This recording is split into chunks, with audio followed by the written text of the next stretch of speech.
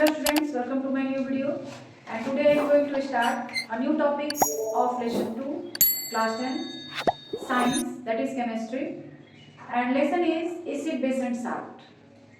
Today we discuss about the new topic, and topic is types of base. So let's start. Types of base. There are two types of base. First is strong base and weak base. What is strong base? The base when dissolved in water dissociate completely into ions. As a result, they give large amount of hydroxide ion in the solution. Such base are called strong base. For example, NaOH and KOH. It means एक ऐसा base जिसको जब हम water में dissolve करें तो वो completely ionised हो जाए, और जब वो completely आयोनाइज्ड होगा तो large amount of hydrogen ion होगा, वो हाइड्रोक्साइड जो आयन होगा वो प्रोड्यूस करेगा। तो वैसे बेस को हम लोग स्ट्रॉन्ग बेस कहते हैं। For example NaOH and KOH। जब इसके सॉल्यूशन मतलब इसमें जब हम लोग वाटर में इसको डिसॉल्व करेंगे NaOH को या KOH को, तो ये जो है कंप्लीटली आयोनाइज्ड होंगे। इट मींस Na+ और OH- कंप्लीटली आयोनाइज्ड होंगे, मतलब जो उसका प्लस चार्ज है वो बिल्कुल अलग हो जाएगा और जो माइनस चार्ज वाला सब्सटेंस है वो बिल्कुल अलग हो जाएगा। और जो स्ट्रॉन्ग बेस होते हैं जब उसको हम लोग वाटर में डिसॉल्व करते हैं तो वो large amount of hydroxide ion को प्रोड्यूस करते हैं। तो ऐसे बेस को हम लोग स्ट्रॉन्ग बेस कहते हैं। क्लियर है? यहाँ पे दो एग्जांपल भी लिखे गए हैं। वीक बेस क्या होते हैं? The base when dissolve in water dissociate partially. Partially का मतलब पूरी तरीके से आयोनाइज्ड नहीं होते हैं। कुछ हाइड्रोक्साइड आयन जो होता है वाटर में मिला हुआ रहता है, बट कुछ हाइड्रोक्साइड आयन जो होते हैं वो आयोनाइड अलग हो जाते हैं। To give small amount of hydroxide ion in the solution such base are called weak base. For example ammonium hydroxide NH4OH means ammonium hydroxide and this is calcium hydroxide. These two base are weak base because they give small amount of hydroxide ion when dissolved in water. जो जब water में dissolve करते हैं तो ज्यादा hydroxide ion देगा, OH जो इसमें से निकलेगा वो ज्यादा निकलेगा, तो वो स्ट्रॉन्ग बेस है। और अगर OH- यानी हाइड्रोक्साइड आयन जिसको कहते हैं ये कम निकलता है तो फिर उसको हम लोग कहेंगे कि वो कैसा बेस है? Weak base. तो टाइप्स ऑफ बेस आपको क्लियर हो गया। There are two types of base, strong base and weak base. Clear है? आगे बढ़ा जाए। Okay, now the topic is dilution of base. Mixing of base with water is called dilution of base. हम लोगों ने dilution of acid पढ़ा था। Acid में जब वाटर को मिक्स किया जाता है तो उसको हम लोग डायल्यूशन ऑफ एसिड बोलते हैं। उसी तरह से डायल्यूशन ऑफ बेस भी होता है। Mixing of base with water is called dilution of base. ठीक है? Dilution of base is a exothermic reaction. A नहीं होगा, यहाँ पे एन होगा, एन एक्सोथर्मिक रिएक्शन। जिस तरह से जब हम लोग एसिड में वाटर को मिक्स करते हैं तो उसमें से हीट रिलीज होता है, तो वहां पे वो एक एक्सोथर्मिक रिएक्शन होता है। In the same process, in the same way, dilution of base is also an exothermic reaction. इसमें से भी जब हम लोग किसी बेस में वाटर को मिक्स करते हैं तो हीट जो होता है रिलीज होता है।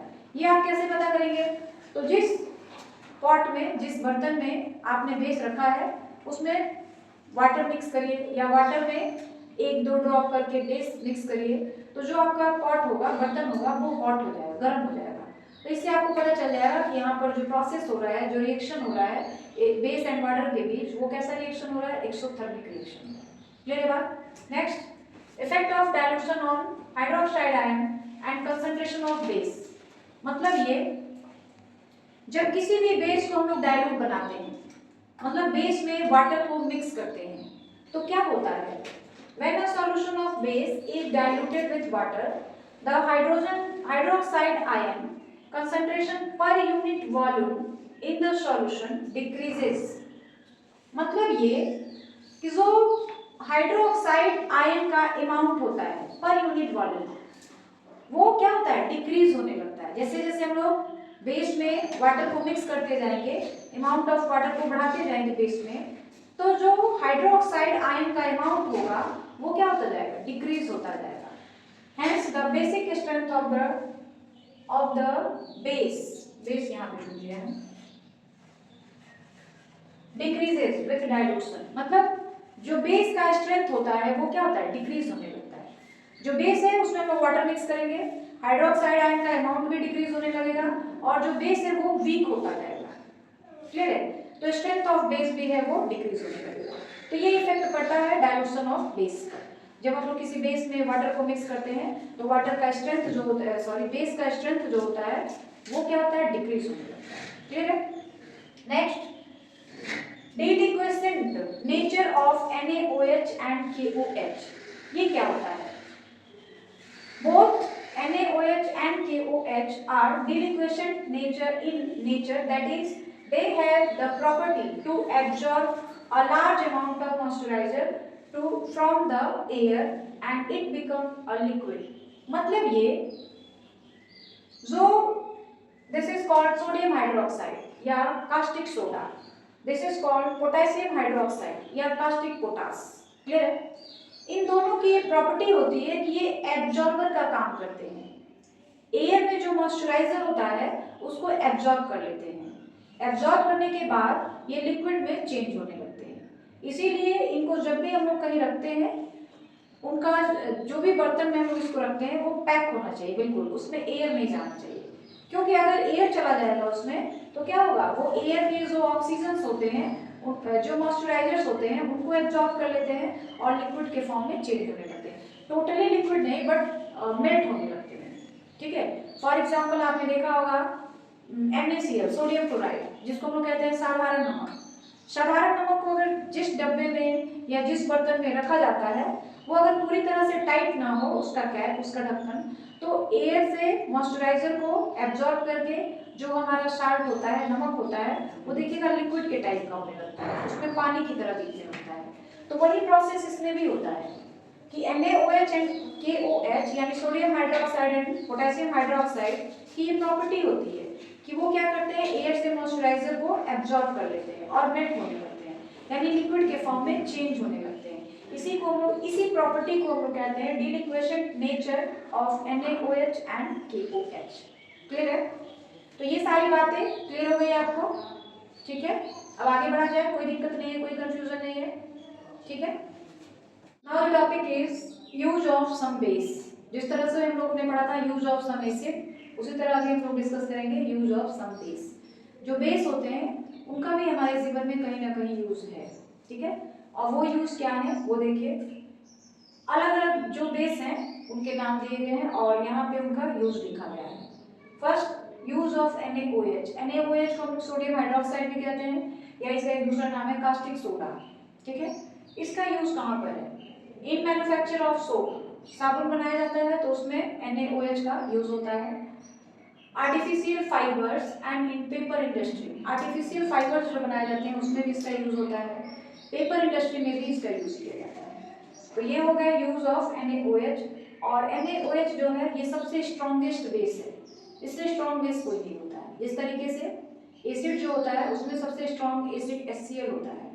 हालांकि किंग ऑफ एसिड हम लोग H2SO4 को कहते हैं, सल्फ्यूरिक एसिड को, लेकिन स्ट्रॉन्ग एसिड जो होता है वो HCl ही होता है। ठीक है, उसी तरीके से जो स्ट्रॉन्ग बेस होता है वो NaOH होता है। Next, use of KOH। KOH मतलब होता है कास्टिक पोटास या इसका एक और भी नाम है पोटेशियम हाइड्रोक्साइड। ठीक है, इसका यूज क्या है? इन manufacture of soap, in nickel iron storage battery, जो बैटरीज होती हैं निकेल वाली उसमें भी इसका यूज होता है। And third one is absorbing CO2। CO2 अगर कहीं कोई CO2 का कंटेनर है उसमें कहीं लीकेज हो रहा है, CO2 गैस बाहर निकल रहा है, तो उसको एब्जॉर्ब करने के लिए पोटेशियम हाइड्रोक्साइड का यूज किया जाता है। ठीक है, नेक्स्ट, यूज ऑफ CaOH का होल ट्वाइस, इसका मतलब है कैल्शियम हाइड्रोक्साइड। ठीक है, इसका नाम क्या हो जाएगा? Calcium hydroxide. यहाँ पे OH आपको दिख रहा है, इट मींस यह एक बेस है। यूज क्या है? इन manufacture of bleaching powder, bleaching powder जब बनाया जाता है उस समय इसका यूज किया जाता है। एंड टेस्टिंग ऑफ CO2, कहीं कोई गैस अगर बाहर निकल रहा है वो CO2 है या कोई और गैस है, इसको अगर आपको टेस्ट करना हो तो उसके लिए हम लोग कैल्शियम हाइड्रोक्साइड का यूज करते हैं। तो वही लिखा गया है, इन मैन्युफैक्चर ऑफ ब्लीचिंग पाउडर जब बनाया जाता है उस समय इसका यूज होता है। एंड टेस्टिंग ऑफ CO2, कहीं कोई गैस लीक हो रहा है तो वो CO2 है या कोई और गैस है, इसको टेस्ट करने के लिए भी इसका यूज किया जाता है। एंड यूज ऑफ MgOH का होल ट्वाइस, MgOH का होल ट्वाइस, इसका नाम है मैग्नीशियम हाइड्रोक्साइड, ठीक है, इसका नाम है मैग्नीशियम हाइड्रोक्साइड। इसका यूज क्या होता है, it is also a base and its use as an antacid to neutralise acid in stomach. Antacid का मतलब होता है, कभी आप लोगों को एसिडिटी की प्रॉब्लम हो जाती है, ज़्यादा खाना खा लेते हैं या कोई स्पाइसी चीज़ खा लेते हैं जिससे स्टमक में एसिड का अमाउंट जो होता है वो बढ़ जाता है, उसकी वजह से पेट में दर्द होने लगता है और उस सिचुएशन को हम लोग कहते हैं एसिडिटी, कहते हैं एसिडिटी प्रॉब्लम हो गई है। तो एसिडिटी की प्रॉब्लम होने का मतलब है कि आपके स्टमक में एसिड का अमाउंट बढ़ गया है। तो एसिड का अमाउंट बढ़ गया है तो उसको कम करना पड़ेगा, तभी तो आपको रिलैक्स होगा, महसूस होगा। तो इसके लिए हमको क्या करना पड़ता है, कोई ना कोई दवा हम लोग खाते हैं जो कि एसिडिटी को कम कर सके। तो जो दवा खाते हैं ना, उस दवा को ही कहा जाता है एंटासिड। अब एंटासिड एक ऐसा सब्सटेंस होता है, एक ऐसा मतलब दवा होता है जो हमारे स्टमक में जो एसिड बढ़ जाता है उसको वो क्या करता है, न्यूट्रलाइज कर देता है, खत्म कर देता है, ठीक है। तो ऐसे सब्सटेंस को हम लोग कहते हैं एंटासिड, ठीक है। तो MgOH का होल ट्वाइस जो है, इसका यूज हम लोग कैसे करते हैं, एंटासिड के तौर पे करते हैं, क्लियर है। जब हमारे स्टमक में एसिड का अमाउंट बढ़ता है तो उसको न्यूट्रलाइज करने के लिए जो भी हम लोग मेडिसिन के रूप में खाते हैं वो कोई ना कोई बेस होना चाहिए, बेसिक नेचर का होना चाहिए। क्योंकि हम लोगों ने पढ़ा है कि जब एक एसिड और एक बेस मिलते हैं तब न्यूट्रलाइजेशन रिएक्शन होता है और इसके बाद क्या बनता है, साल्ट एंड वाटर बनता है। तो उसी तरीके से जब हमारे पेट में, हमारे स्टमक में एसिड का अमाउंट बढ़ जाता है तो एसिडिटी की प्रॉब्लम हो जाती है। उसको कम करने के लिए, उसको न्यूट्रलाइज करने के लिए आप जो भी दवा यूज करेंगे, जो भी मेडिसिन यूज करेंगे, वो किस नेचर का होना चाहिए, बेसिक नेचर का होना चाहिए। तभी तो पेट का जो बढ़ा हुआ अमाउंट एसिड का है वो और बेस दोनों आपस में रिएक्शन करेंगे, न्यूट्रलाइजेशन रिएक्शन होगा और साल्ट का फॉर्मेशन हो जाएगा, ठीक है।